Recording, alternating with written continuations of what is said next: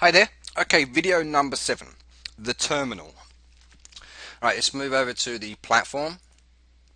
Now the terminal, let's remove this. Can you remember how we can get to the terminal?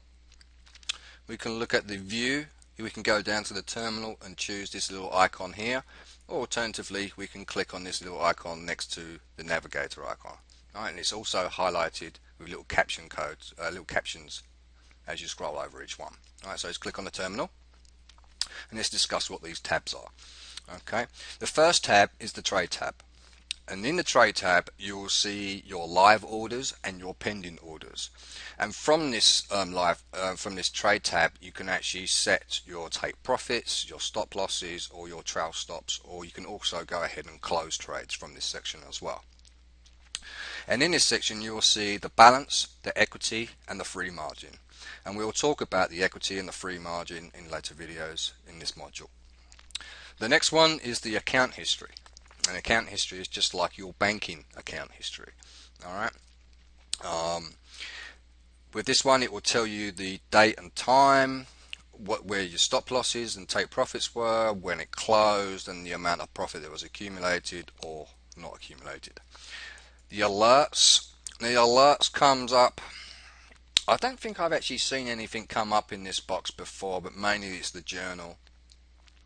But I'm going to skip the alerts. I don't think it's even really need to be used that much anyway. The mailbox we've already discussed, and if you haven't done so already, double click onto your registration headline here and open it up and copy and save the registration information and save it to a notepad, and then save that to a flash drive.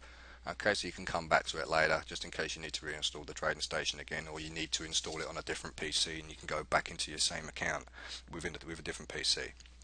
Alright, and then there's a journal, and the journal there is just to basically let you know what's going on, what kind of indicators that you've added onto it. Just gives you basically a journal of what's going on. Alright, now the account history also has another section to it as well, and we can actually save the history. Now this history here, if you right click it, you actually need to highlight, well, you don't really need to highlight, but anywhere in this section you can right click and you can choose all history, the last 3 months or the last month, or a custom period. You can choose the custom periods here, or you can choose a date. Okay. You also have save as report or save as detailed report. Now detailed report will give you an extra section down the bottom with an image as well that shows like a bar chart graph, shows you your progressions as you're going through each trades. Here as you can actually see the commissions and taxes and comments, these aren't even really used. Alright, but here is what it basically will look like. I'm going to save it into this area here, and what's going to happen is going to open up into a new browser for me, and then it shows you what it looks like there. And if I can go on this one and choose save as detailed report and click on save, you'll then get like an image with all of these kind of details down the bottom. Alright, now one thing that I will say before moving on is that when you see some sites out there offering forex strategies like forex robots and what have you, you have to really take them with a pinch of salt.